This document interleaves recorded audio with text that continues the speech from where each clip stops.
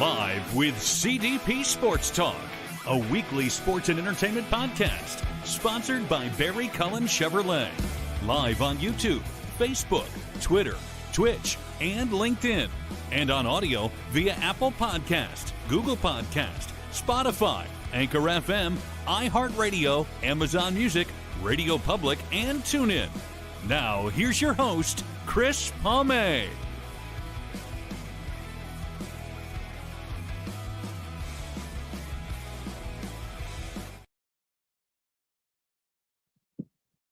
Good evening, everybody. Welcome to Season 13, Episode 4, overall 664 of Live with CDP Sports and Entertainment Talk Show, brought to you by our friends at Barry Cullen Chevrolet Dealership, located at 905 Woodlawn Road West in the Guelph Auto Mall. Check out their website, barrycullen.com, for the newest selection of new and pre-owned GM vehicles, along with their great selection of all-electric vehicles and Cadillac vehicles as well.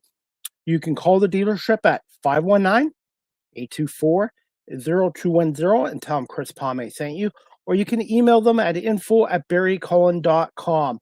Barry Cullen Chevrolet Dealership has been family-run and operated here in the city of Guelph since 1969. Speaking of Barry Cullen Chevrolet Dealership, right now, we still have winter here on this February 16th.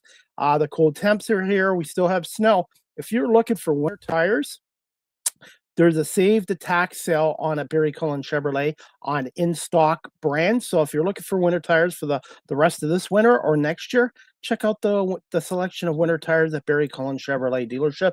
And speaking of your vehicle, the winter, the cold temps can be hard on your battery. So right now at Barry Cullen Chevrolet Dealership, they have a 12-volt battery charge test for free. That's right, a 12-volt battery charge test for free. And if you happen to need a new battery, you can get a $20 instant rebate, from Barry Cullen Chevrolet Dealership as well. And see Leesa Tha and the rest of the fine staff in the service department at Barry Cullen Chevrolet Dealership here in Guelph.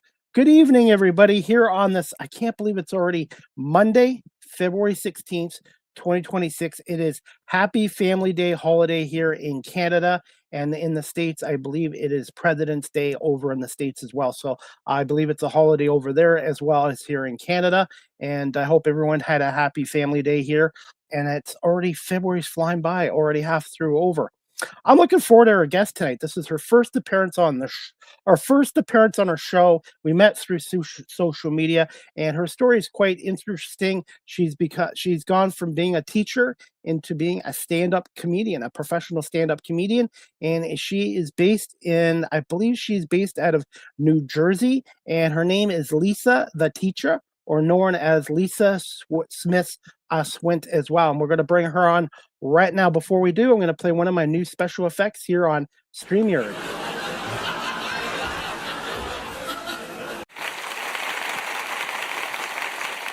Good evening, Leesa. How are you? Hi, how are you, Chris? I am doing good. I'm still trying to figure out some of the new stuff on StreamYard. This technology changes all the time. Yes. Yep.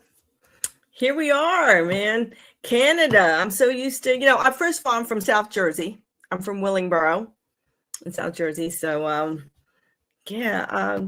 not really. I've never been to Canada. Well, hopefully one day. We do have a good comedy market here too. Yeah, I would love to visit. Especially Second City. And Second City, there's one in Chicago, there was one in LA, there's one in New York, and right now comedy is a form of therapy. And I want to say thank you so much for coming on here. Now, are you closer to New York City or to Philadelphia? I'm right between Trenton and Philadelphia. So you're halfway. Yeah. And I've been to both. New York. And I've been to both those cities, been to Philly twice, New York twice, and I'm hoping one day in the future when things get better to come back there. I love Philadelphia for their food and their sports teams, and New York, man, it's really the place that never sleeps. And I discovered that when I went there last time. Right. And we got a couple of comments too. Let's see, CL Searles is watching on YouTube. And another gentleman, Brian Hawley, Me too. I've been waiting for this all day. Well, thank you, gentlemen, for both coming on here and watching our show tonight. Thank you. So, how are you doing, and how was your U.S. holiday today? My holiday was okay. Let me tell you, I'm still recovering from my vacation. I was on a cruise for a while, so I did. How was your cruise? What was that experience like? It was amazing. It was a concert cruise. It was the Maxwell Urban Suite cruise. So there was like the Isley Brothers on there. Maxwell performed a couple of times. Lucky Day, who I have a little bit of a crush on, he was there, and it was just amazing. Cam, it was awesome. Lots of people.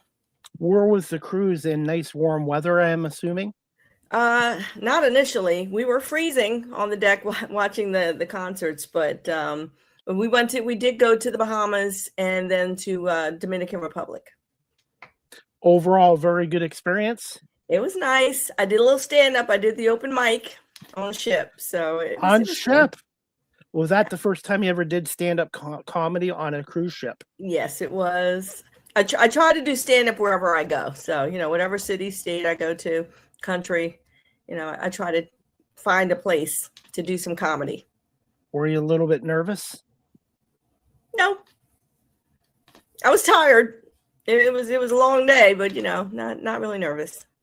What did you like most about this cruise and going to the Bahamas and the Dominican Republic?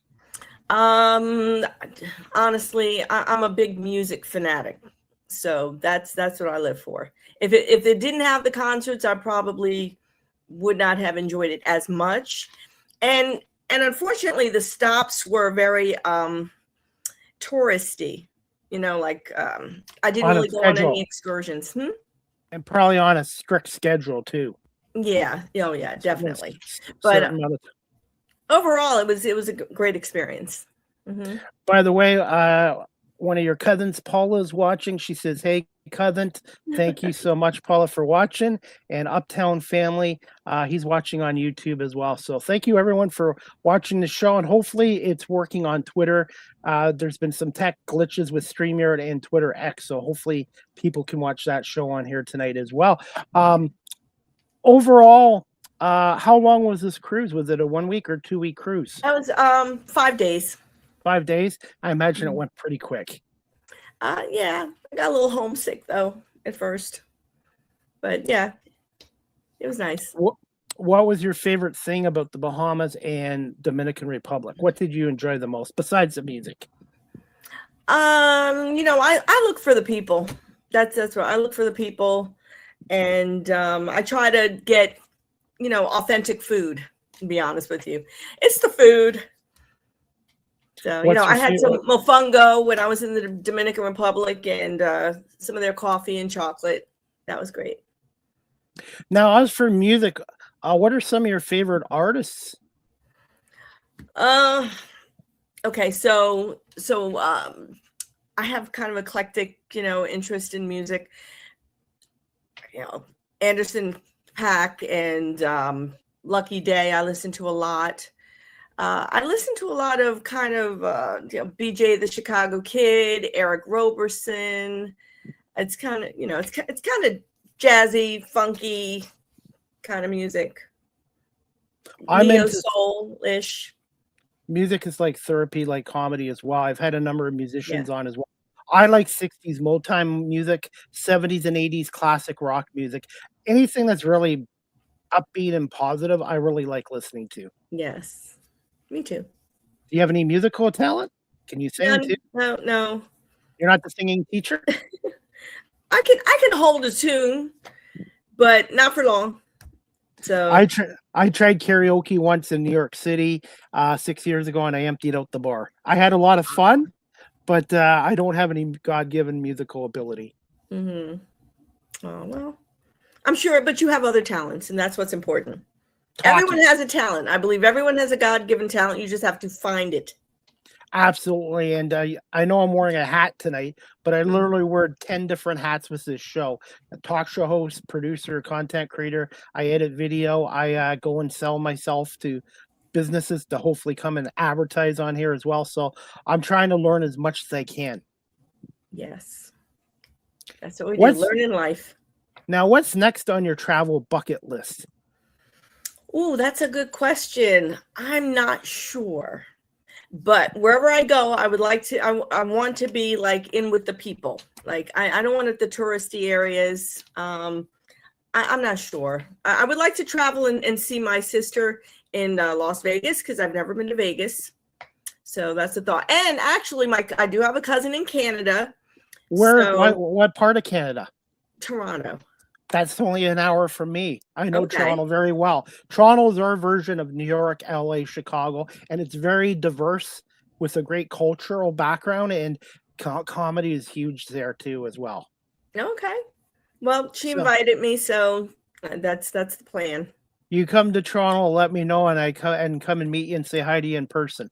Okay. Awesome. And yeah, and they do have a lot of comedy festivals there in the summertime too. Mm-hmm. All right. You want to come in the summertime. Like, I like fall and winter, but our summers here get really humid. I figure our weather's similar to yours. Maybe we get a little more snow than you guys, but I think it's pretty well similar with the 4 seasons. Well, I do love fall, so. Fall is a great time of the year, not just for football, but it's sweatshirt hoodie weather, and I like it. After the hot, humid summers are done, it's kind of nice. Mm-hmm. I agree. So, fall or winter? What do you prefer? Fall? Is that your favorite? Absolutely fall. Fall. The colors.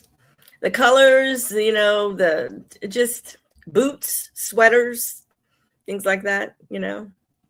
Absolutely. Pumpkin. I have a little secret, and this is not going to sound good, but I still have my pumpkins on the porch. Really? Wow. Yeah, they're not looking too happy, but yeah, they're still there from October. Wow, October, that's like what, 4 months ago. It's like, we're not going I don't know why I brought that up. I swear the older you get, Mm-hmm. the faster time goes. That's why I tell kids in these schools, I said, don't be in a hurry to get out of school, because once you're out of high school and college, university, it just flies by. That's true. That's true. Yeah, I feel like I have way more years behind me than I do ahead of me, but I just believe in just living life, doing what you enjoy, you know, finding joy in the little things. If you don't have the time or the money to find happiness in the big things, then you have to find it in the little moments. And that's what I try to do.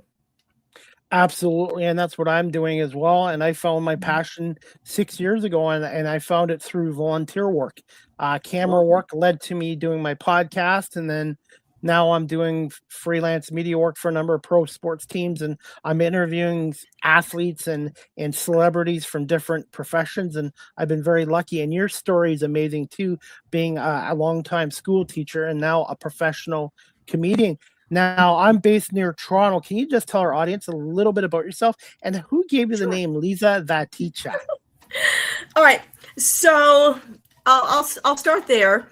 When I first got into comedy, like the way I am now, because at first I started out a few years ago when I was about 57. I threw myself a birthday party, and I wanted to do stand-up comedy.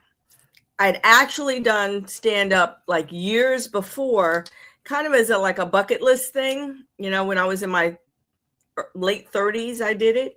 And then years later at 57, I said, I'm just going to have a party and I'm going to do stand-up. So I did that. Then I started doing stand-up at house parties. So I did that for about a year. And then 2020 hit, you know, everything shut down with COVID. And I took a break.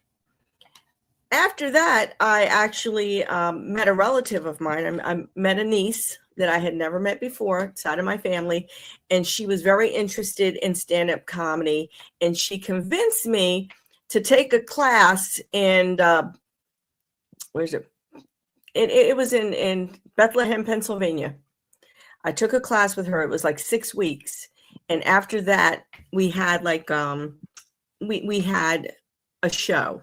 So we had the show, and a friend of mine came to the show, and he said, "Would you like to perform, in a venue that he was hosting?" And at the time, I didn't have a name. It was just, Leesa Swint. And he suggested that I go with Leesa Tha Teacha. And I really did fight against that for a while. I said, I don't want my comedy to just be about teaching. I have so many other things to talk about. But then I thought about it, and I said, Leesa Tha Teacha is really catchy. It's very catchy. And I went with it. And it's been working for me. I think people remember it. I started putting it on T-shirts and walking around, and it just works. His name is Big Dummy, by the way. He does comedy as well in the area.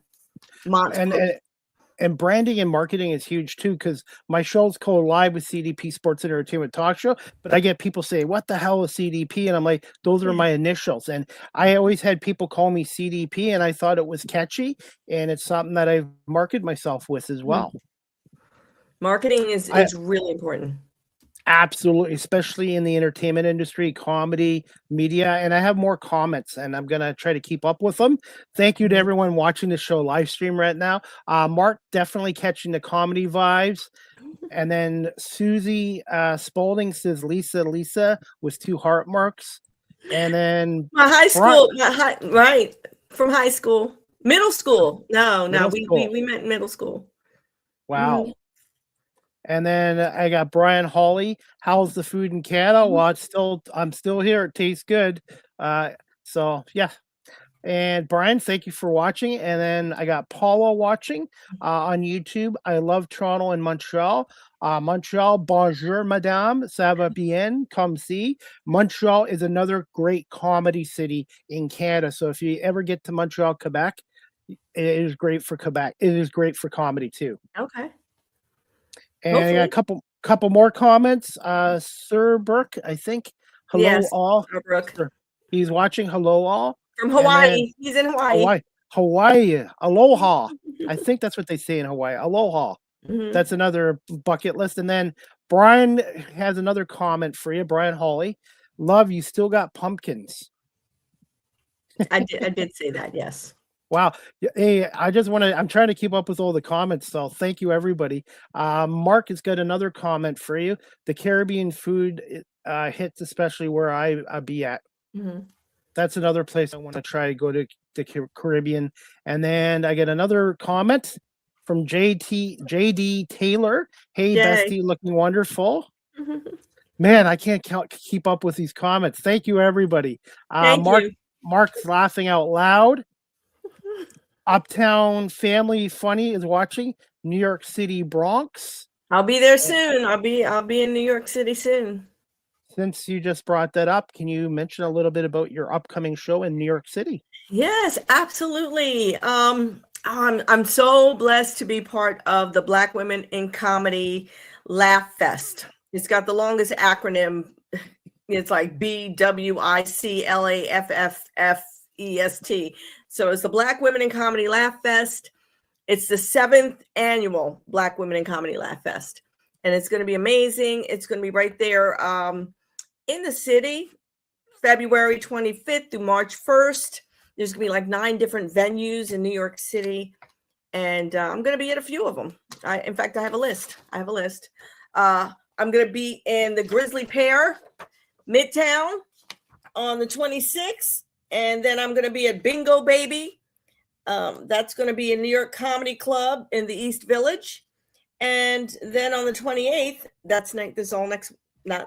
not this upcoming weekend, but the weekend after, I'm going to be at the Funny Friends of Faith. That's an afternoon show.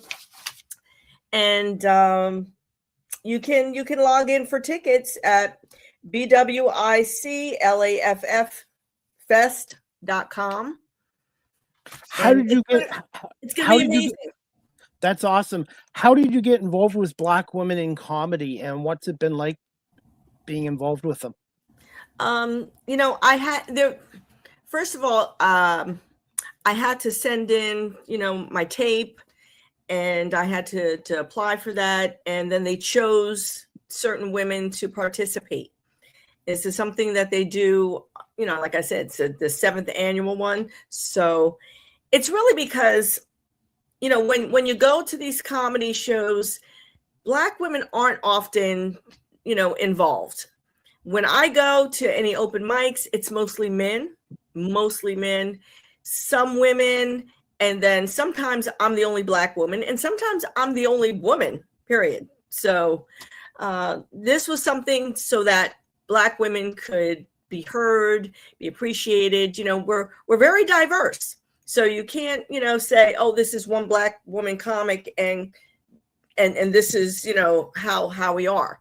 We're very diverse. We have different personalities, different topics, just like any comic would be. So we have this opportunity to share our sense of humor, some things that might be cultural for us, some things that relate to being a female or being a Black female, and but overall, just funny, just hilarious. Black women. Do you see Black women in comedy expanding outside of New York, perhaps to Philadelphia, Chicago, internationally to Toronto, Mexico? Do you see it expanding? For sure. And there's a lot of upcoming Black females. We've got some of my favorite are Jackie Fabulous. I watch her. I don't know if you're familiar with her, but I think she's hysterical. Takara Williams is very, very popular. Love her. And there's another one I've been watching, Zainab Johnson. So, go out there, look them up. I mean, we got Chat GPT. You don't know any Black comics? Go in there. Black female comics. Punch them in, see them come up, and watch some videos. We're out there. We're really out there. Do you see more Black female comics in Philadelphia and New Jersey as well? Philadelphia, I see them when the venue focuses on female comedians. So sometimes I go to, certain venues in Philadelphia that have, I think there's one, oh my goodness, I don't want to mess it up. There's one in Philly where often it's just female comedians, or sometimes it's, LGBT comedians. But either way, when you go to a regular comedy show and it's not focused on just females, there's a very few of us. It tends to, again, lean towards males. It depends on where you go, the neighborhood. CL Searles says he's very proud of you, and I wanted to ask you this as well. Where did you attend? Obviously, you were a teacher before a comedian. Where did you attend school, and when did you develop an interest in teaching as well as comedy? Well, in high school, my favorite subject was language arts. It was English. And that's where I just, I love stories. I loved writing. I wrote plays in my spare time, and I wrote comedies. I wrote funny entries. I didn't always share them with people. I kept them, but I always had an interest in the subject matter. Then I went to Burlington County College. Shout out to BCC. I went there, and I thought I was going to go into nursing, but I failed all my science courses. So I was majoring in the weight room and bar down the street, and I was in talent contests and things like that, and I wasn't really interested in the sciences. So I basically went from there and eventually went to Rowan, which was a teacher's college. And from there, I was an English major / almost a theater major, because I took a lot of theater courses. And from there, I decided to, teaching was going to be, it was my passion. It had everything in it. First of all, teaching is almost like being a stand-up comedian anyhow. It's a lot of jobs. Yeah. I'm entertaining. I'm a security officer too. I get to talk about writing and reading and teach poetry and all of those things. I like words. So that's what comedy is. It's taking words and putting them together in a way that is funny. How would you describe yourself as a teacher? I was very passionate about what I did. I tried to make things interesting, try to have kids, competing for things. When I first started out teaching, we did a lot of creative things. Like sometimes I remember having a poetry cafe with the students. They wrote their own poems. They got to recite them in front of their classmates. I had a little jazz music playing, and we brought in snacks. Kids were really involved. We did fun things. We took a play.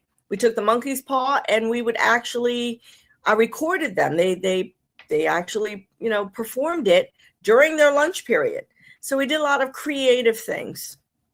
Unfortunately, we don't really have time to do that creative, type of learning anymore, because a lot of things are focused on, computer programs now.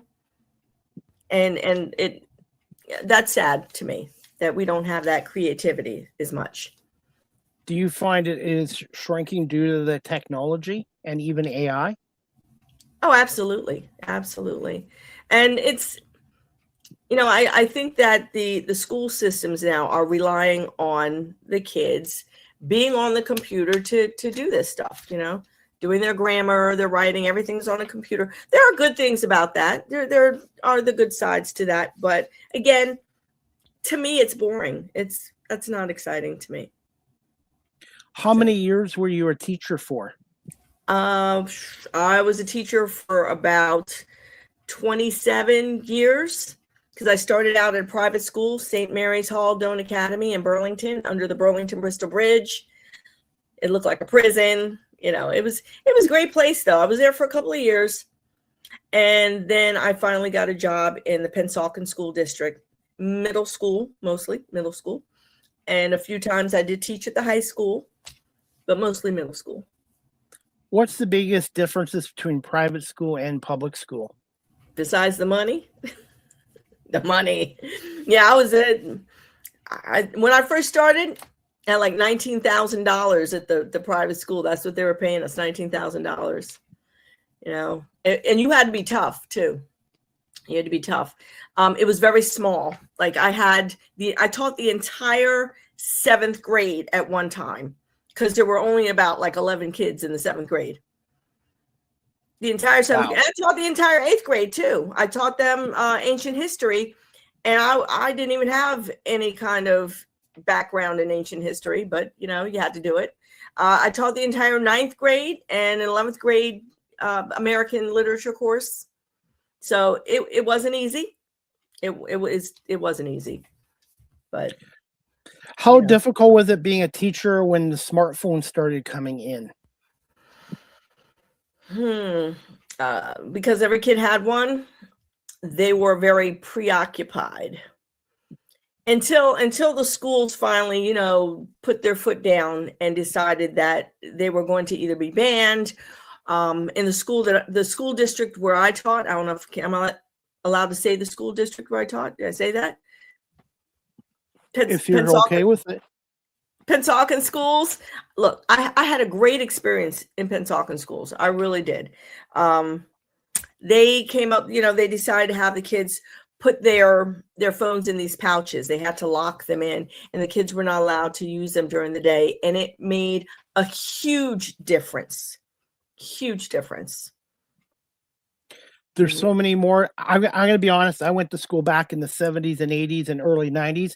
There's more distractions now than there was back then, with the impact of laptops and smartphone and all this technology, and even AI nowadays too. What are your thoughts as a former teacher about AI in the school system?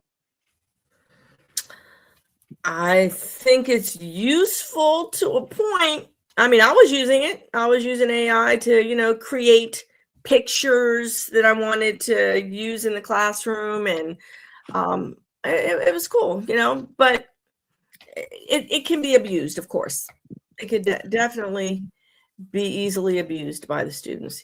First of all, students, students are going to cheat anyway. Like we all cheated even before we had like ChatGPT. We cheated, Yeah. I had one student, I'll never forget, man. Years ago, I had one student who plagiarized an entire poem. And her mother, her mother was like, "Oh, why do you think my daughter plagiarized? How do you know it's not her words?" I said, because, it was, who was it? It was Whitney Houston's funeral. Dionne Warwick read the poem during Whitney Houston's funeral. I said, your daughter must be an amazing poet if she, but we cheated. You just have to keep ahead of the kids. You have to teach them how to use, all of this new technology in a way that it benefits them and that it, that doesn't limit them, because it will limit their learning if they allow it. Now, when I was going back to school, because I'm 53, kids didn't want to fail and be left behind. And the school systems here, I don't know, 25, 30 years ago, got rid of failures. What are your thoughts on kids automatically getting passed up into another grade, even if some of them don't have the marks to grade? I just wanted your thoughts. I think it's terrible. I think that's the worst thing you can do is pass kids along. I think they need to focus on what those kids really need and help them to get to the levels that they need to be.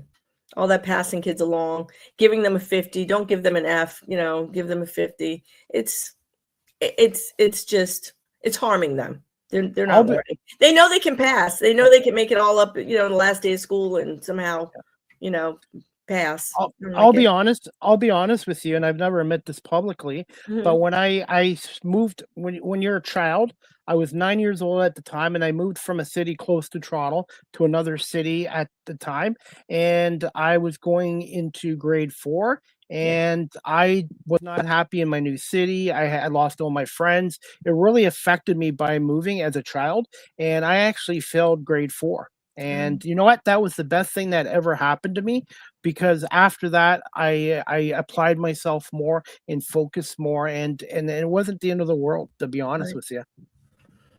And I honestly didn't. And I honestly, at the time, didn't probably deserve to be passed. Right. And that's the lesson kids need to learn. You need to learn that, if you didn't do well the first time, do it over. It's okay. It's all right. It's a slight delay. It's a little bump in the road, but you can do it. And life, and sometimes things happen in life too, and you learn from it. And if you just keep passing people and they don't deserve it. Yeah. So I wanted to bring that up. And Brian also wants to say, damn, 19 Ks, that shows the dedication to the love of teaching. That's the one thing I've noticed here. The teachers here in Canada are paid quite well compared to the States. I'm not sure about other countries around the world, but I've always heard that the American teachers don't get nearly what the teachers do here in Canada get. Yeah, well, that was a private school, and it was like 1991. So, thank goodness public school paid a lot more than that. Thank goodness for that.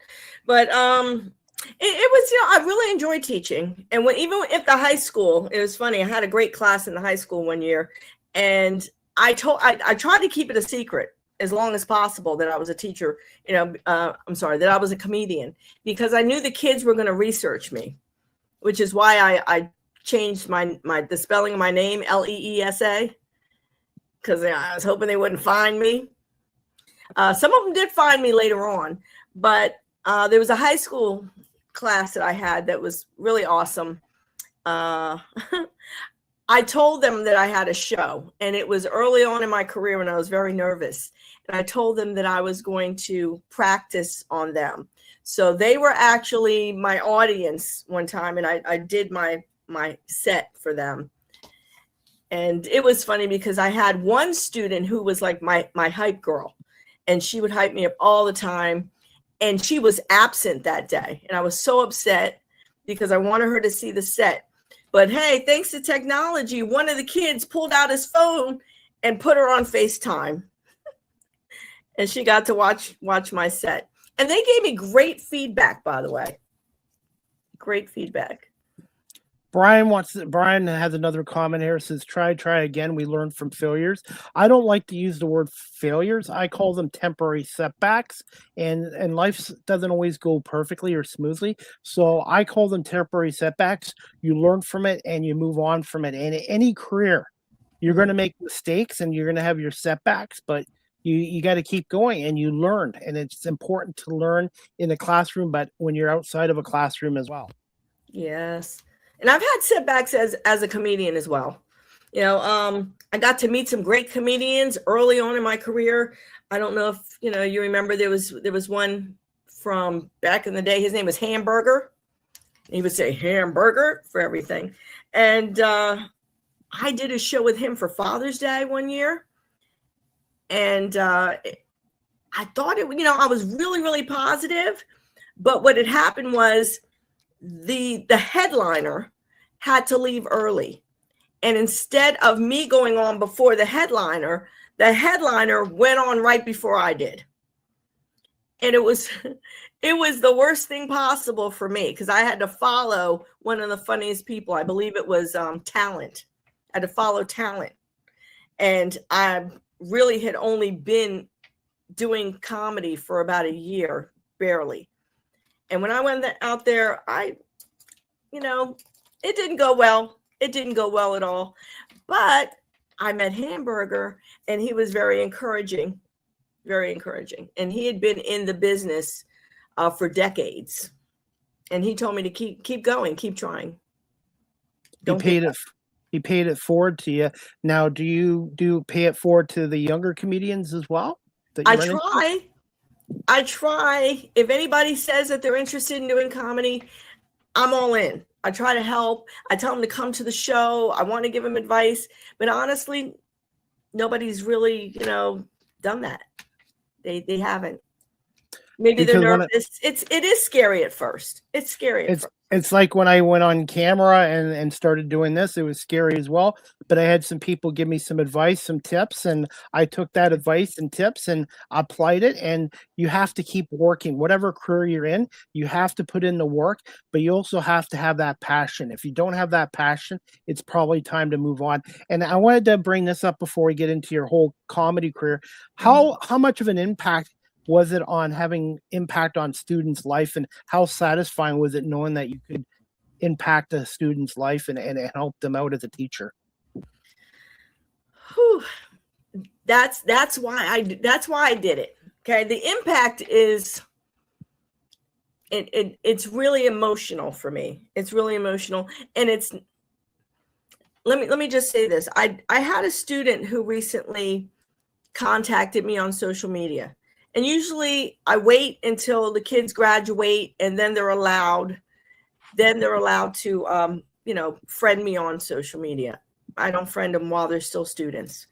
But I had one years later contacted me and said that, I was a real impact in her life and I was her favorite teacher and everything, which was really cool. And this year, how do I say this? This year, her graduating class of, this was their, what is it? Oh my goodness. Okay. Here's where, my brain, when they say the old brain is coming in. They had graduated in 2005. And they were my very first class that I ever taught in the Pennsauken School District. And they were having their 20th high school reunion. And they were going to choose their favorite teachers to come to the reunion. And so she nominated me to come. But the kids had to vote on it. However, I said, I do stand-up comedy. So I was told that I could just be hired to be the entertainment. So I was the secret entertainment. And I showed up, and most of the students there had been my former students. And it was like an amazing experience. Not only did I get a chance to do comedy for my students who are now almost 40 years old. Wow. Right. But I actually remembered things about many of them. And I talked about it at the end of my show. I started saying things about different ones that I remembered and it was really, really emotional. It was such an emotional experience. Got another question here from JD Taylor, who's watching on YouTube. Thanks, JD. Lisa, who? That's why I wear glasses now. I can't see small print. Being 53, your vision's not as good. She wants to know, who is your inspiration when it comes to comedy? Well, I can tell you the first person that I ever went to see, and that was Eddie Murphy's Raw. I saw that in person with my cousin Robin and Crystal. I remember because we took a wrong turn on where were we? I don't know. We were on a major highway, the interstate. We had to circle around. We did all kinds of illegal turns that day, but we went to see Eddie Murphy while he did Raw. So that was exciting. But my first influence was probably Bill Cosby, because I used to listen to his records. My parents had a lot of his records. And I used to listen to, I love the ones where he talked about his childhood, when he got his tonsils out, and the doctors were like, "You're going to get ice cream." And he's like, "I'm going to get ice cream. I'm going to get ice cream." And he was all excited about that until he actually got his tonsils out. And, the whole experience really sucked for him.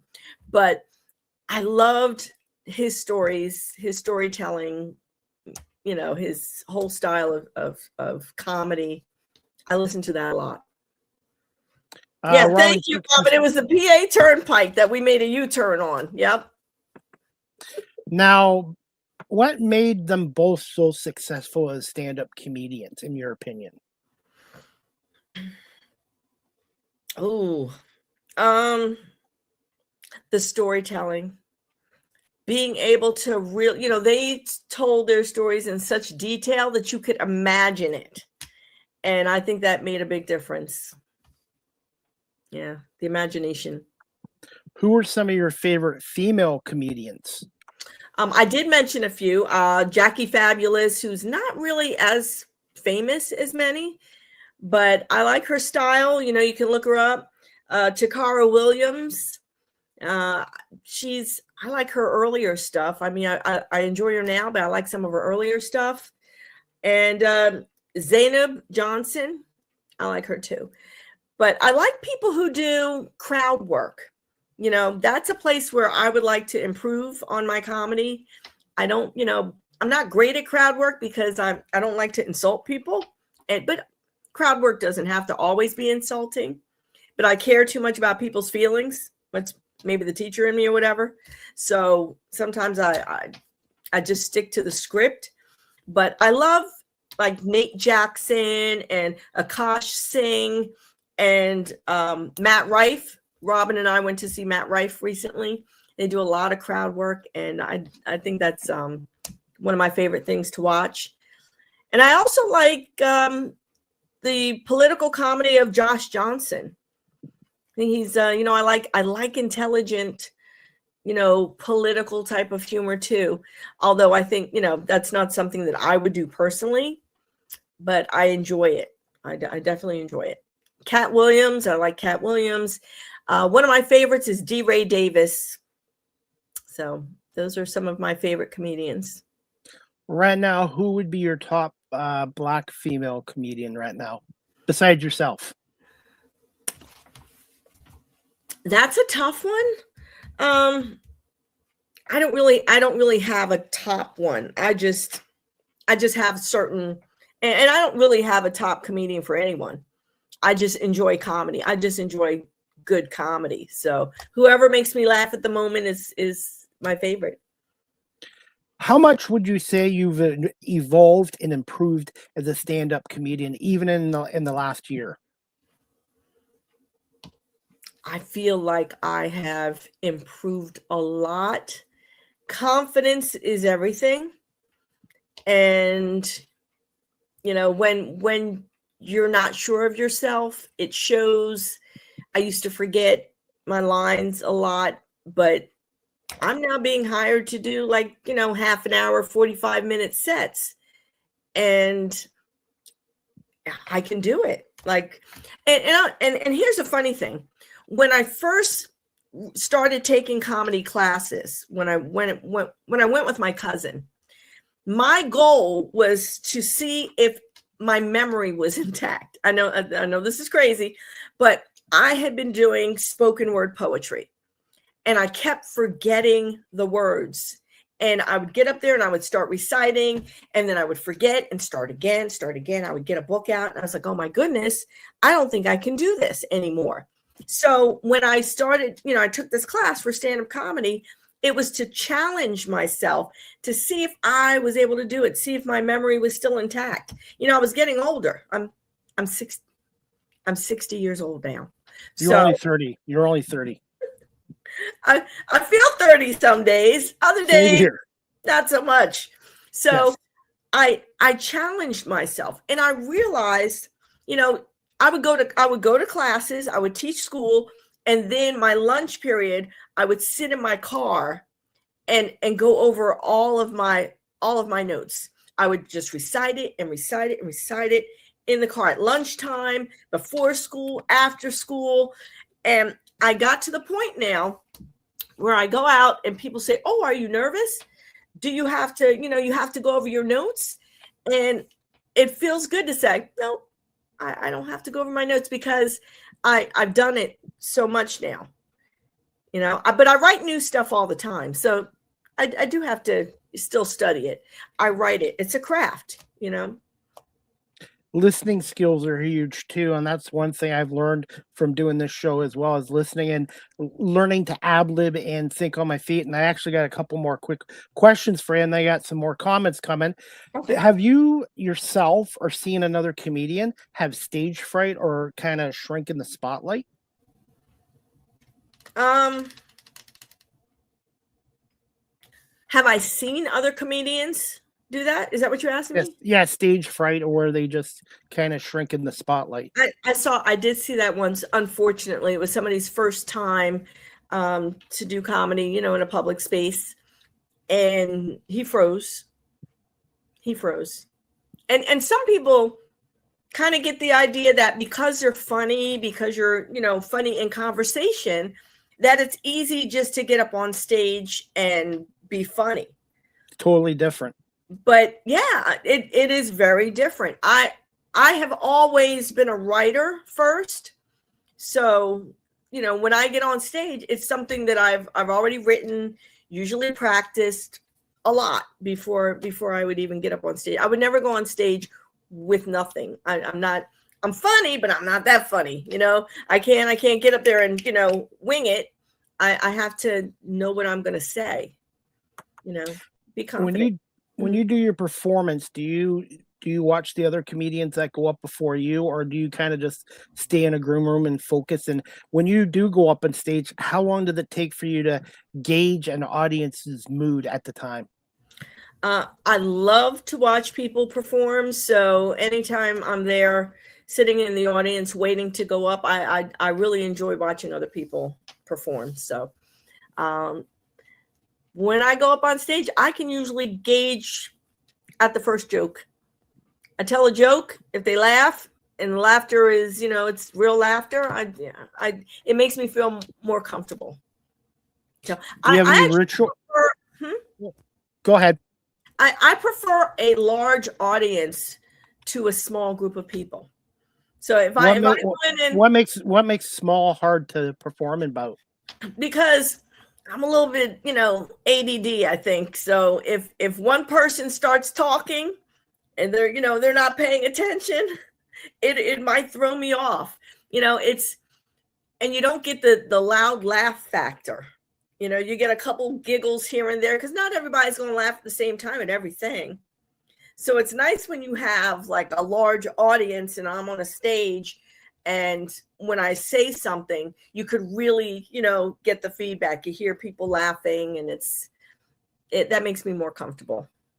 What's the biggest audience you performed in front of so far, and maybe the smallest audience, and maybe your toughest audience? If you had one club where it was kind of tough getting them to laugh. Yes. There's two shows I did in the same day. I did one at a bar in Camden, New Jersey. And then they were very talkative because they were, drinking and talking.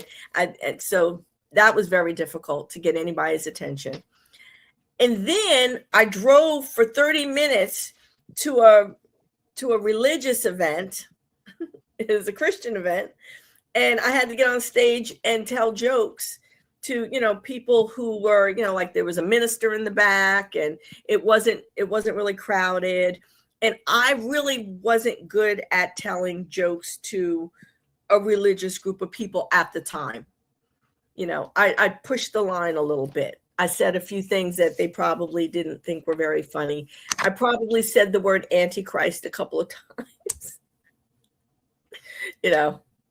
Not things not to do. I can write a whole list of things not to say at a religious event now. Any plans for your own book in the future, and maybe your own podcast show at some point? I would really enjoy having a podcast. It actually was an idea a couple of years ago. I was going to work with a friend of mine, but some things came up and he wasn't able to do it. So if the opportunity comes up for me to have my own podcast or work with somebody, that would be amazing. I would like that. Got a couple more comments. And if you do decide to do a podcast in the future and you need some advice or tips, please feel free to reach out to me. I sure will. Brian Hawley's got another comment. Jackie she's funny AF. Jackie, fabulous. And then I got some more comments here, if you don't mind. JD Taylor again. Really, you made fun of my gray streaks, calling me the bride of Frankenstein? That was personal. I didn't do it in public. I wasn't. And then we got Journey of Tall, I think. Journey of Tall, I think. My glasses, I can't. Yeah, that's my sister. Oh, hello, sister. Yes, that's a good question. Let me tell you what happened one time. I went to perform, and the person who was hosting was actually one of my students' parents. I had no idea that he was interested in being a stand-up comedian himself. And what scared me a little bit was he had the kids with him, middle school kids with him. Now, usually my jokes are fairly tame, but it wasn't something I wanted to say in front of my middle school students. So he kept saying, oh, it's okay. Sometimes they watch shows that, that they probably shouldn't watch, but, watching a show is not the same as having your teacher doing comedy in front of you. And, my comedy was PG-13. And I honestly had to cut out some things. That was uncomfortable. Leesa, for those people that are watching our show right now, live stream or on audio, and there's somebody out there that's looking to get into the comedy industry, from your experience, what advice would you give to those people?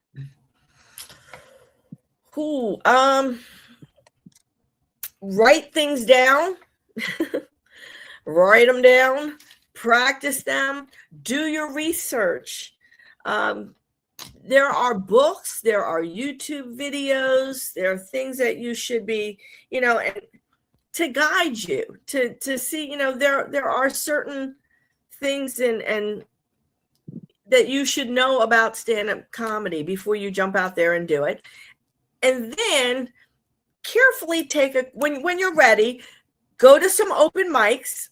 First, go to some open mics, practice, and then if you want to take a comedy class, just be careful. Not all comedy classes are equal. Some people just kind of take your money and then you're not really getting much, from it. Make sure you take a class where they're actually going to take your work and work with you in developing your jokes. That's very beneficial. And then do it so that you can have your graduation show. And the graduation show is going to be recorded, and then you can use that as a stepping stone to your next show. So it does help to do the graduation show. So take a class. But make How sure you does research the class. I was gonna say, how does one make sure they find the right comedy class? What are some key tips in finding the right class? Ask the questions that you need to ask. Are you going to work with my material? You know, a lot of places, I took classes and they never once worked with my material. So I went up there for the graduation class and, you know, for the first time, actually got to say what I wrote. And maybe there are places that I could have improved had I had some guidance. I was fortunate, though. The very first class that I took did that. And it was a 6-week class in Bethlehem, Pennsylvania, with my niece. And that's the one, it was at, what was it called? Steel Stacks. Steel Stacks. That was very, very good. I like that. Bethlehem, Pennsylvania. What are your thoughts on improv? That's an area I would love to learn more about. Yes, for sure. I think improv is great. I think it'll make you a better comedian. It's wonderful to help you with crowd work. Do it. I'm still looking forward to, I'm still learning. I'm still looking forward to taking an improv class myself as soon as I find one. How would you describe yourself? How would you describe your comedy writing, and how important is comedy writing for a comedian? Well, I think every comedian is different. Personally, again, I'm not one of those people who does a lot of crowd work. I need to write it down. I need to, not only am I writing down my jokes, but I'm organizing it in a way that sounds funny. There's certain, it's almost like a song. You have to have like certain beats. You know, you don't want to drag a joke on too long, but you want to, you know, punchline is very important. I've seen comedians who tell jokes and they're missing a punchline. The punchline's the funny part. So you have to make sure that you have that in there. It's words. You got to play. It's a word play. You have to play with the words. Writing is important. Do you find creativity in comedy is shrinking these days? Creativity in comedy? Yeah, it's shrinking. Well, there's some new comics that I've seen that I'm not really crazy about, because they started out on social media, and then, you know, that's where they got their start. So they're funny. Some people are really funny on social media. They're hilarious. But then you have to take that onto the stage and actually still be funny. And it's a different type of comedy. Sometimes it works, sometimes it doesn't. I think there's too many, I don't know what to say, kind of shock type of comedians where they just say things to shock you or to insult you, and you need a balance. You need a balance. Now, when you do your comedy writing, where do you get some of your inspirations from? And have you ever experienced writer's block? Absolutely experienced writer's block. I actually come up with my best jokes in the shower. Don't judge me. But that's what happens. I turn on the water, the hot water, right? And all of a sudden I'm going to stimulate my brain cells or something. And then I have to, you know, like hurry up before I forget it, because, you know, I'm old and I forget things, you know, and then I have to write it all down. And sometimes I do it on my phone. Sometimes I find a pad or something, write it down. A lot of my comedy comes from students. I like to talk about names. Names fascinate me for some reason, because I've heard so many names over the years. And I used to teach a lesson on irony, verbal irony. And I'll never forget, one of the cards said, you know, I would give the kids a card and it had a statement on it, and they had to make it into verbal irony. And one card said, her parents named her Angel. And one of my students, his name was Edwin. And this was probably in like 2002. And I'll never forget. I said, her parents named her Angel. And he said, but she was possessed by the devil. I was like, exactly. That was exactly what I was looking for. And the crazy thing is, it's true. It's true, man. There's such verbal irony, that it's like karma. You name your child Angel, and the karma, in life just says, no, she's not. She's not going to be an angel. So I like verbal irony. And I talk about in my jokes, kids who are named Sincere tend to be the ones who lie. Kids who are named Precious, those are the ones that sometimes we don't want on our roster. We're scared of them. There was actually there was a rumor one time that we were going to get a student, and this is the truth. They said his name was what was his name? Praise the Lord Jesus Christ. They said the child's name was Praise the Lord Jesus Christ. I was scared for my life. They said, yeah, he's coming up. He's going to be in the middle school soon. His name is Praise the Lord Jesus Christ. They call him Praise for short. Did you ever have in your teaching career a student's name that you had trouble pronouncing? All the time. And so I used to tell the kids, if you have a name that I'm going to have trouble pronouncing, please stand up now and say your name for me. And I would have kids, some kids wouldn't stand up, and I would look at their name and pronounce it totally wrong. They're like, well, that's not quite right. And I would say, and you thought I was going to get this right? You thought I would be able to pronounce this? Right? So all the time, but you just ask them to pronounce it for you. And then you probably, I usually mess it up a few more times before I get it right. I apologize ahead of time. No worries. And I've done that too with media. Never assume, always ask. Always ask he or she, whoever you talk to, just to see, because sometimes names aren't what they are spelled out to be. Some names are pronounced different. So to me, that is huge as well. I got some more comments here. One's from Mark. He says Ariel Spears. Ari Spears, who also does a lot of crowd work. I've been watching him lately too. He can really insult somebody though. Yeah, he can throw a punch. In your opinion, Leesa, what makes a good stand-up comedian here in 2026? Well, that's a good question. I like people who can relate to what's going on in the times.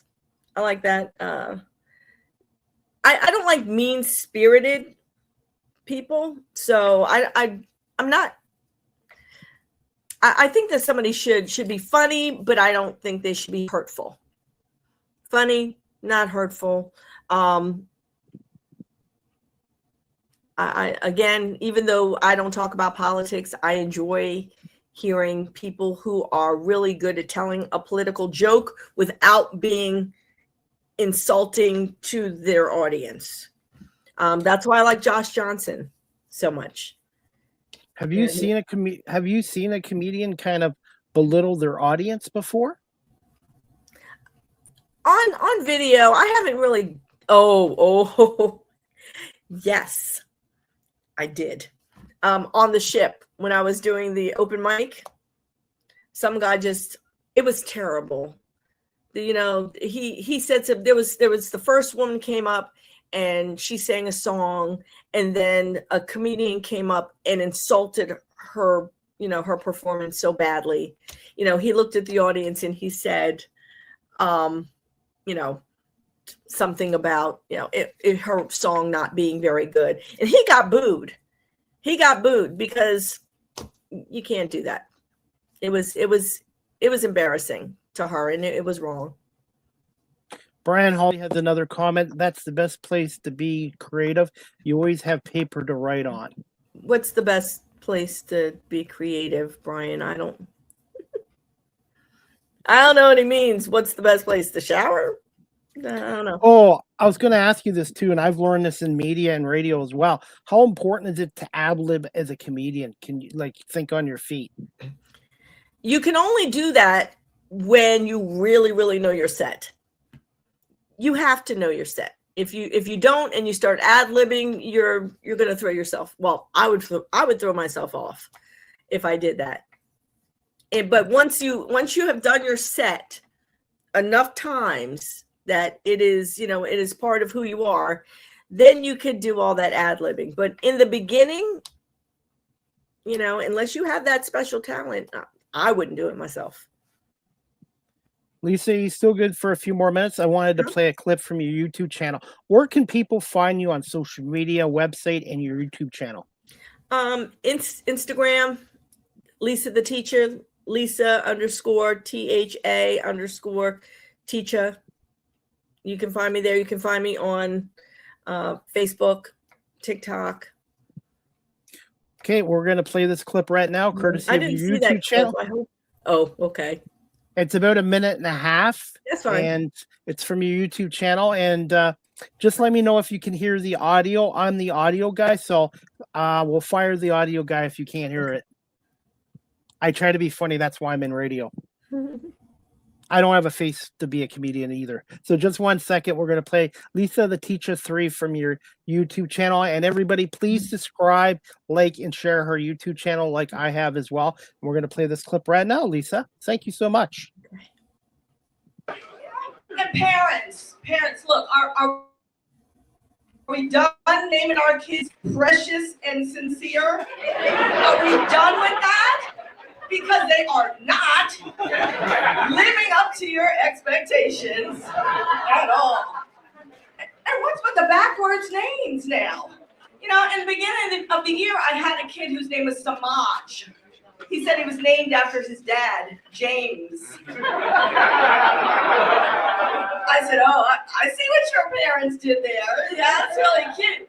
But honey, that's not a name. I said, that's a riddle. That's a word puzzle. That's like back in the 80s when we had those records and we played them backwards to hear satanic messages. So that's what you got. Lucky for me, I don't have backwards James in my class anymore.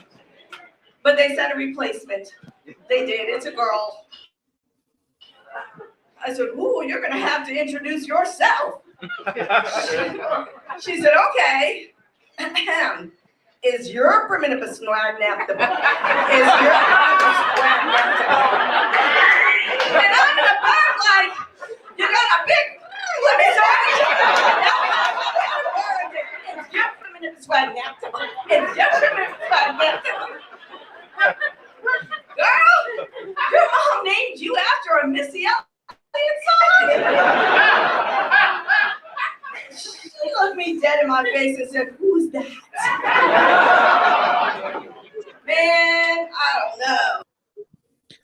Thoughts on that clip? I don't know how.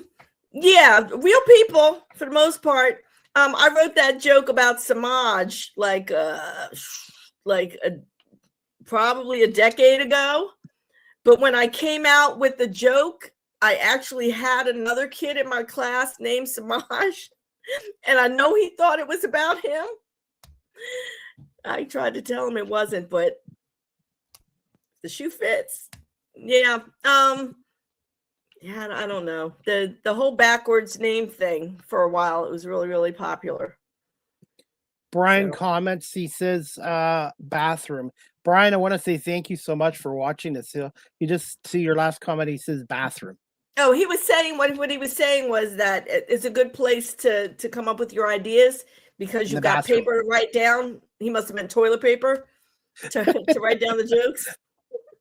And hey, like you said, it's one thing to be funny in front of family, friends, or coworkers, but it's another thing to do it in front of an audience. Yeah.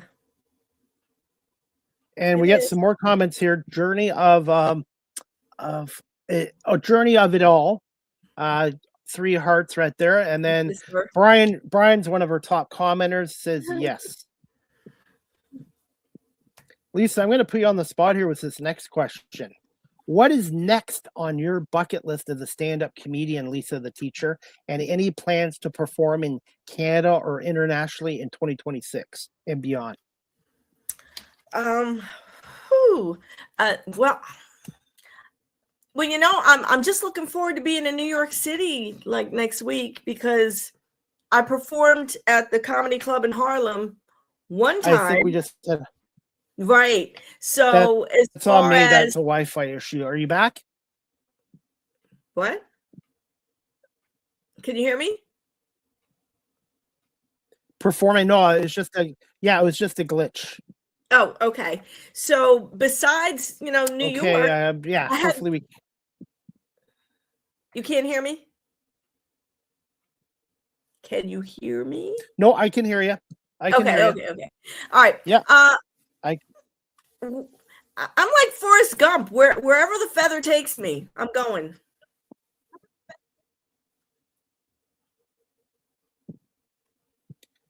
Have you thought about performing out on the West Coast? Because I've already talked to some other comedians, and they told me West Coast humor is a little different than East Coast humor. Okay. I'm just getting out of my little tri-state area, so I hadn't really thought that far ahead, but sure. I'll go wherever they ask me to go. And then Brian goes, "We love you down here in Virginia." What makes Virginia such a great place to do comedy? I have no idea. Apparently my friends are there. I haven't really performed in Virginia yet. I performed in New Orleans. That was fun. I took my 60th birthday. I went to New Orleans, and I found a spot and performed there, and that was cool. But what was that experience like? It was exciting because it was just a new place. I'd never done that before. I had only been in Jersey, and I did win. It was an open mic. I think I won. I won a drink. It was no big prize, but it was nice. I got good feedback. Did you get a chance to do experience Mardi Gras in New Orleans? No. At my age, I just want to go during the calmer time. Not looking for people throwing up outside my hotel room or anything. You only look 30 to me, by the way. And age is just a number. It is. Thank you. By the way, I had a comedian on here 4 years ago. Unfortunately, he passed away recently, about 2 years ago. His name was Marty Ross. He switched careers when he was in his 60s and became a full-time stand-up comedian in his late 70s, and he was even on America Got Talent, and his story was inspirational. And it's like, you can switch careers at any point in your life, and age is just a number. Don't judge someone based on their age. Judge them based on the body of their work and their personality and character. Totally agreed. Follow your passions. Absolutely. And I got 2 more comments. Susie Spalding says, "Come to Delaware." I think she's got to come to Toronto first. Toronto first, and then Delaware. Find a spot for me. I'll come perform. And Mark says, "Laughing out loud." And then Sean McLeod goes, "Love you, Mom." What's my godson? Hi, Sean. Can you tell us a little bit about him? Has he got comedy talent in him as well? I don't know. Comedy? Yeah, probably some sarcasm. Lots of sarcasm. We got sarcasm. Mm-hmm. And then Diamond Baby Dolls has a comment. "Hey, Aunt Lisa." My niece. Thank you for watching. Thank you. And this is probably one of my top shows for comments. I'm trying to keep up to them all. That is great. No, I got talkative people in my life. Let me tell you. Absolutely. How important, speaking of people, how important is connecting and networking as a comedian? Very important. I'm glad you mentioned that, because the first time I actually did comedy, when my friend gave me that name, Leesa Tha Teacha, I got off the stage. It was like a pool hall. People were like smoking. It was very smoky. And I went to sit down, and he said, "Don't sit down. Why are you sitting down? You have to go talk to people." Now, believe it or not, I'm sort of an introvert. Really? I'm sort of yes. I'm a nervous talker, but when I go to an event or something and I'm not performing, I sit in the corner. I was a corner sitter. Okay, I wasn't going to, I didn't like small talk. He said you can't just sit down. He said you have to go around and talk to people and network. And he was right. He was right, because that's how I got my next gig. See, every time you talk to somebody, you took pictures with them, you wrote down information, got their number, and then, hey, you have another show. By the way, I have another podcast show called the Small Talk Podcast. And small talk is important in media and networking as well, too. Not good at that. Leesa, what are your thoughts on plagiarism in the comedy industry? Do you see a lot of plagiarism still? Sometimes. I do. I see, I've been a couple of times, and I've heard people tell jokes that one actually told a joke that I saw on like a meme. It was a joke that people told for years. It was, is a really common joke. And that rubbed me the wrong way. I was like, come on. Like I could look at that joke on social media. I don't need a comic to come up and tell a joke that's been told for years. One time there was a guy who told a joke and I said, oh no, he plagiarized. I've heard that entire set before. I've heard it before. And then I realized that the set that I had heard before was actually his set. It was his set. So he wasn't plagiarizing. It was actually him. But yeah, I don't like when people do that. Why? And it's common. We've heard it. We've heard in interviews, Cat Williams said it. He spilled the beans on a lot of people who were stealing other people's jokes. Yeah. What are your thoughts on live streaming? Like when I started this show 6 years ago during the pandemic, I did interview a lot of comedians, and I also watched a lot of comedian shows virtually from Flappers on Zoom. And I just wanted to know if you ever performed comedy on like live streaming platforms like Zoom, and what are your thoughts on that? During the pandemic, there were a lot of Zoom comics, and we would all get together and people take turns doing their set on the screen. It wasn't my thing. I needed a live audience. I need the feedback. It's like a singer, when you get out there and you're singing and you can't see people responding to your music, it's you vibe on that energy. You need it. I need it. I don't know if everybody does, but I know I do. Diamond Baby Doll says you look great on camera. Clock it. Hello, sir. Clock it. Yeah. Okay. Great. Thank you. By the way, nice nails. Thank you. It's my vacation nails. They match my sneakers. I don't have any nails. I do have sneakers. I do like Skechers shoes. But hello, sir. Now I feel old. When people call me sir, I'm like, oh my God, I've gotten old. It's a compliment to be called, right?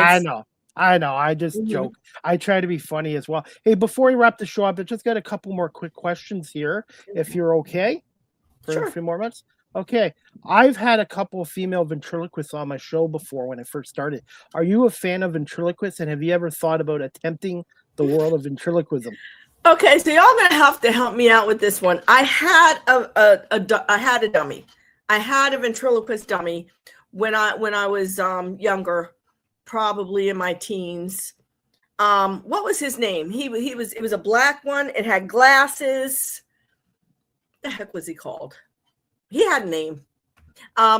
There was a famous ventriloquist who used to, have a show with him. Anybody know what that doll's name was? It was a black doll. He was male. He had glasses. He had like a little vest on. I don't remember, but I had him. I was a fan. And I had a couple on that came on my show, and it's not easy. Christine Berger from LA and Lindy Jane from Australia. and Lindy was supposed to make a puppet for me too. So there's a comedic ventriloquist who actually puts the piece onto a person in the audience, and then she says things, and the mouth is moving. Yes, thank you. It's Lester. Lester. I remember that even in Canada. I had Lester. That is hysterical. But yeah, I don't. Is that the Australian one that you're talking about? Lindy Jane. She was on my show a couple years ago.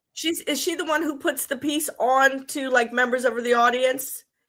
No. Okay, because she's hilarious, whoever she is. Mm-hmm. Well, if I keep getting shorter in size, we can do a comedy act.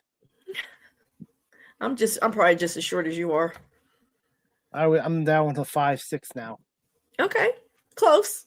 I'm 5'3.5". Oh, okay. I got a ways to go yet. Yeah. But it's not easy what they do. Honestly, I'm just amazed. And I know there's more female ventriloquists coming out there as well. So I just wanted to ask you about that. Yeah, that's hilarious. I definitely used to do it around the house when I was a teenager. I think there's one guy that still does it quite often, Jeff Dunham. Yes, I remember him. Okay, Lisa, as we wrap up this show, what are some fun facts or a fun fact about Leesa the teacher in the state of New Jersey? You already answered the last question already. The state of New Jersey. What's a fun fact about me in New Jersey? Yes. I've been here my whole life. I'm basically living in the house I grew up in. Been here forever. I like Jersey, and I like Jersey because every time I think about moving someplace else, there's like a tornado or an earthquake somewhere else, or a hurricane. And so I'm like, there's no scorpions. We don't have any giant spiders. No alligators. I feel safe.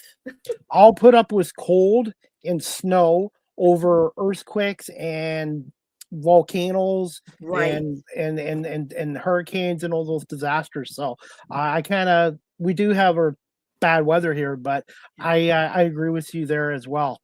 What's your favorite attraction in New Jersey? And for people that have never been to New Jersey, what would you say why they should come and visit New Jersey? That's a good one. Yeah, no sinkholes. Great Adventure was a big part of my life. I liked Great Adventure. It was the amusement park. It was near. We could always drive, and I worked there. The first year I worked at Great Adventure, I worked what the heck was that ride? I forgot the name of the ride, folks. It looked like a boat, and it rocked back and forth. And I did that. And then the next year, it was the Buccaneer. I worked the Buccaneer, and I used to sit on that ride before the show, before the whole park opened, and I would scream because I'm test riding, and you could just hear me echoing in the whole park. And then I worked security there, which was really cool because I love concerts, and I was like right up to the front, cool in the gang. That was an awesome time. So yeah, I would say amusement parks. You mentioned Cool in the Game. What's your favorite Cool in the Game song? Don't have one anymore. The Ladies' Night. I don't know. I don't really like old songs. I'm like more into like new music. Oh, I'm still in the combination of the past and then back into the 90s. Yeah, no. Brian says Jersey has the best food. What's the best food in New Jersey? I have no idea what he's talking about. Are you a sports fan by any chance? Not really. I like the Eagles, but that's because I'm just looking for the tush push. Fly Eagles fly. I'm a huge Eagles fan, by the way. Oh, okay. All right. Yeah, since my cousin Robin is a fan, I have become a fan through her. Red or white wine? Red. Wine. Red? Red. Ice cream. hard or soft? Anything chocolate and with extra stuff on it, like cookies, fudge, caramel. Regular pizza or deep dish pizza? Regular, thin, nice and crunchy. I New love York pizza. New York pizza. Oh my gosh. Or Chicago deep dish pizza. It's the die for. If you ever get the Chicago, the deep dish pizza, but it's heart attack food. That's the only problem. If you eat too much of it, it's heart attack food. Yeah, don't need that. No. Finally, Leesa, we're going to wrap this up. It's called Ask the Host CDP a Question. Do you have a question or two for me before we wrap this up? Yes. What's on your bucket list? My bucket list was to get on traditional radio, but if not, to continue to get great guests, get more advertisers, sponsors, and continue to build my brand. I love doing this. Every show, I learn something from my guests and great storytelling, and I just love what I'm doing.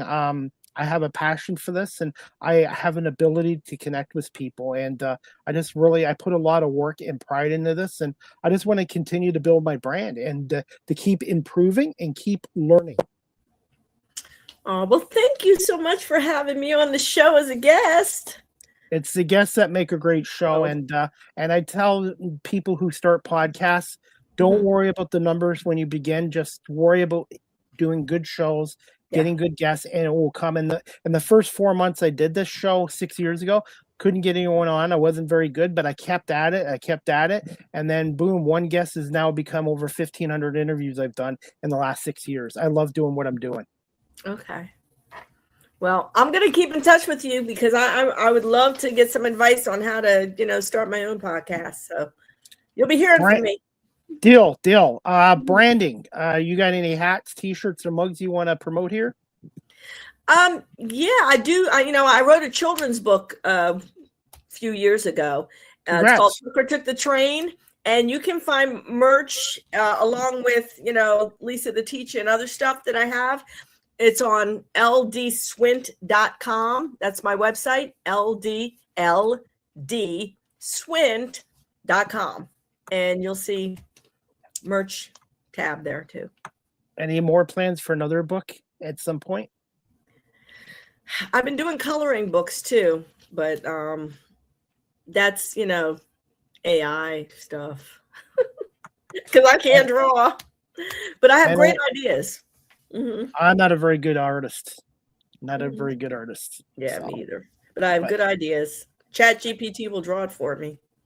And Journey of It All says, great show and bye. And I want to say thank you to everybody, everyone for watching this live stream. Thank you so much for your comments. Thank you. It really makes the show even better with all the participation. So thank you. Mm-hmm. Okay. Everybody. And I can have on. And I got one more comment here. The last comment of the night from J.D. Taylor. She says, yes, what about Ruby? I wrote a book called Ruby, and that should be next. So this year, before 2026 is over, hopefully I will have that up on Amazon as well. And I got one more comment as we wrap this up from Robin Cook. Thank you, Robin. Great show. Awesome questions. Hey, it's the guests that make the show. I'm just a host, and I'm just love doing what I'm doing and getting social media. You always hear the negative aspects of it, but if you use social media the right way, it can help you get into a new career, which it has for me. Yes. Thank you. Well, Leesa, thank you so much for coming on here. Continued success as a stand-up comedian.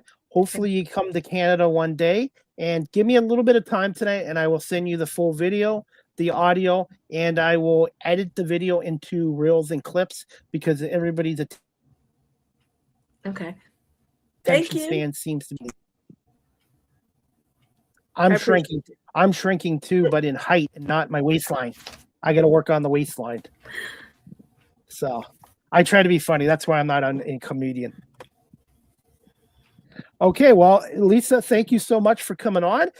Continued success, and we'll definitely look forward to you. And if you do have any comedy shows that are going to be live streamed, please let me know because I'd like to support your work as well. Thank you. Thank you so much, Leesa Tha Teacha, and we'll talk to you soon. And next time I can get back to your area, I will let you know. All right. Good night, everyone. Good night, Leesa. Bye-bye. All right, everybody. That wraps up season 13, episode 4, overall 664 of Live with CDP Sports and Entertainment Talk Show. Brought to you by our friends at Barry Cullen Chevrolet Dealership, located at 905 Woodlawn Row West in the Golf Automall. Check out their website, barrycullen.com, or give them a call at 519-824-0210. Tell them Chris Palme sent you, or you can email them at info@barrycullen.com. Speaking of Barry Cullen Chevrolet right now, there's no payments up to 90 days on all financing offers. 2026 Silverado 1500 custom Trail Boss, 0% financing for 60 months. Conditions will apply. More details at Barry Cullen Chevrolet Dealership as well. And also, my guest, Leesa Tha Teacha, or Leesa Smith Swint, she's going to be performing stand-up comedy at the 7th annual Black Women in Comedy Laugh Fest from February 25th to March 2nd, I believe, in Brooklyn, New York. So if you want to add Leesa Smith Swint or Leesa Tha Teacha on social media, and make sure you follow her on her YouTube channel as well. I didn't ask Leesa, I forgot to ask Leesa if she had a TikTok channel, so I'll have to DM her as well. But thank you so much to Leesa Tha Teacha, Leesa Smith Swint today as well. And by the way, I have another stand-up comedian coming on this Wednesday. The next Live with CDP Sports and Entertainment Talk Show, again, brought to you by barrycullen.com. It's going to take place on Wednesday, February 18th at 10 a.m. Eastern with my special guest, Chelsea Aaron Thompson. She is a self-taught, aspiring comedian that's only been at it for a year and a half, and she does comedy in Lehigh Valley, Pennsylvania. She performs mostly in the Lehigh Valley, which probably from Philadelphia. So Chelsea Aaron Thompson will be on Wednesday at 10 a.m. And then Thursday, February 19th at 11 a.m., I have Donna Hopkins on. She's a beat reporter who covers the NFL's Washington Commanders for Tony McGee's Pro Football Plus. Tony McGee's Pro Football Plus, Donna Hopkins. And then Friday, February 20th, I have 4 shows this week with 4 great guests. Friday, February 20th at 3 p.m. Eastern, Burlington, Ontario Mayor Marianne Mead Ward coming on as well to tell us about the latest happenings and goings on in the city of Burlington as well. So I hope you guys can join me for my next 3 shows. Wednesday at 10 a.m., Thursday at 11 a.m. and Friday at 3 p.m. Eastern. And I'm working on more guests for next week as well. And I have a few more comments here. Comment here from Mark, Boo at Eagles. That's okay, Mark. I really appreciate you watching our show tonight. And besides, when the Eagles win, you're going to be hated as well. And I do like John Harbaugh as the Giants head coach, by the way. Jersey is Giants country. We don't claim Eagles up north. Understand, and I do think the Giants will be a better football club next year with getting John Harbaugh and Jason Dart. I think is going to be a good young quarterback. And Scadaboo, Cam Scadaboo, I think if he could stay healthy, he'll be a tremendous running back as well. But hey, Mark, thank you so much for watching our show as well. And as we wrap up the show, guys, if you're a business and you're looking to advertise on a live streaming platform such as this, you can contact me at cpalme19@gmail.com or DM me on my social media pages. My prices are reasonable and fair compared to traditional radio. And I do have over 600 on YouTube, over 71 countries in the world listening to the show on audio platforms. And I just hit over 10,000 listens on Spotify. So if you're interested in advertising your company and business on Live with CDP Sports and Entertainment Talk Show, you can contact me again at cpalme19@gmail.com or DM me on my social media pages as well. And as we wrap up this show, guys, again, thank you to my guest, Leesa Smith Swint, Leesa Tha Teacha, for coming on here tonight. As I wrap this show up, just 1 second with my graphic. Right now, the Cambridge District Humane Society, which I volunteer, they're doing a fundraiser on Saturday, April 11th, 2026 from 7 p.m. to 11 p.m. Eastern at the Cambridge Newfoundland Club, located at 1500 Dunbar Road in Cambridge, Ontario. They're having a prohibition speakeasy fundraising event, 1920s type event. Tickets are $75 per ticket, and you can purchase tickets at cambridgehumanesociety.org or pop by the Cambridge Humane Society at 1650 Dunbar Road in Cambridge, right across from the Cambridge Center Mall, or you can call them at 519-623-7722, extension 0. Ask for Zach or Kat, and they can assist you with tickets as well. And speaking of Cambridge District Humane Society, I do volunteer work down there twice a week, and if you're looking to adopt a pet, there's dogs and cats down there that are looking for forever homes.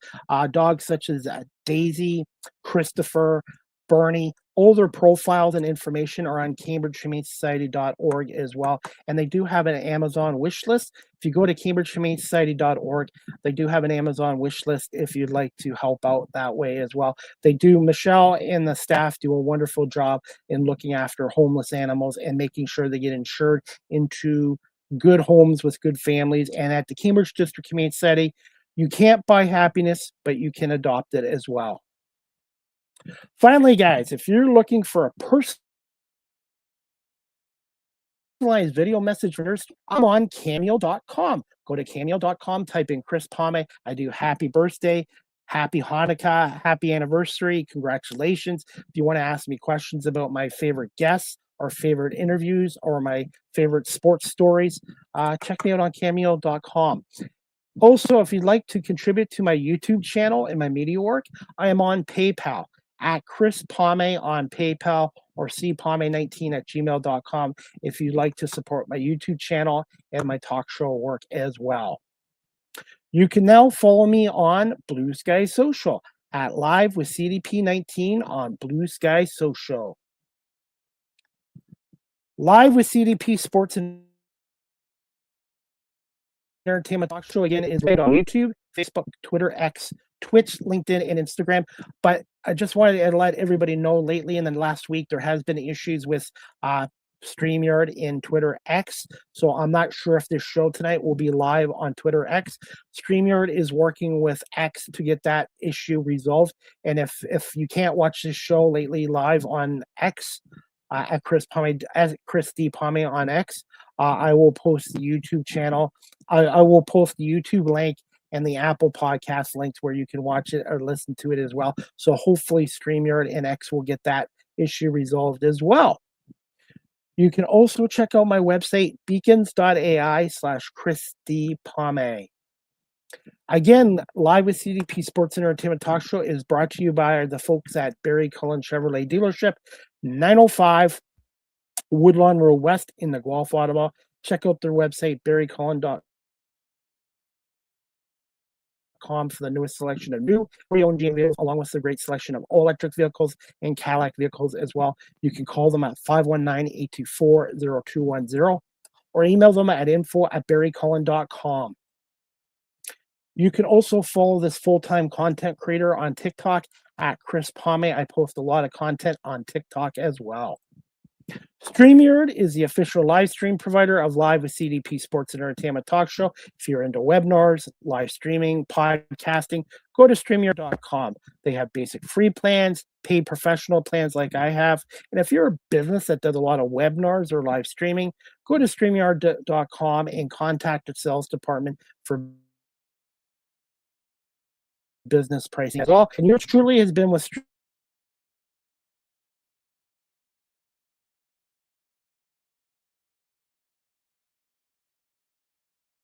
iHeartRadio, Amazon Music, Spotify for podcasters, Apple Podcasts, Breaker, Pocket Cast, Spotify, Castbox, LinkedIn, Pandora, Tuned In, YouTube Music, Good Pods. Please subscribe, like, and share as well.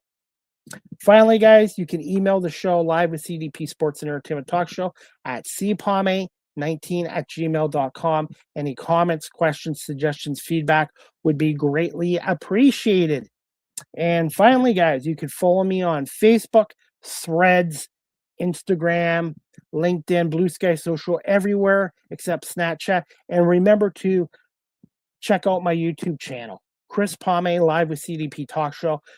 Make sure you subscribe, like, and share. And I want to say thank you to all my subscribers and my viewers. And I post a lot of content there. I have over 4,000 videos, and I do have a lot of YouTube shorts there as well. So check out my YouTube channel as well. And that is about it for tonight's show, guys. I want to say thank you again to Leesa Swint for coming on here tonight, known as Leesa Tha Teacha. And thank you to everyone watching the show on my live streaming platforms. I do apologize if there's an issue with Twitter X, which hopefully will be resolved soon. And I want to say thank you to everyone listening to this show on my audio platforms. And again, to Barry Cullen Chevrolet dealership here in Guelph. So Leesa Swint, make sure you follow her on social media and her comedy career as well. And again, the next Live with CDP Sports and Entertainment Talk Show, Wednesday, February 18th at 10 a.m. with Chelsea Aaron Thompson, an inspiring stand-up comedian out of Lehigh Valley, Pennsylvania, which is about 30 minutes from Philadelphia. I hope everybody has a great night, and we'll see you back here Wednesday morning at 10 a.m. for another edition of Live with CDP Sports and Entertainment Talk Show, hosted by Chris Palme and brought to you by the folks at Barry Cullen Chevrolet Dealership. Good night, everybody.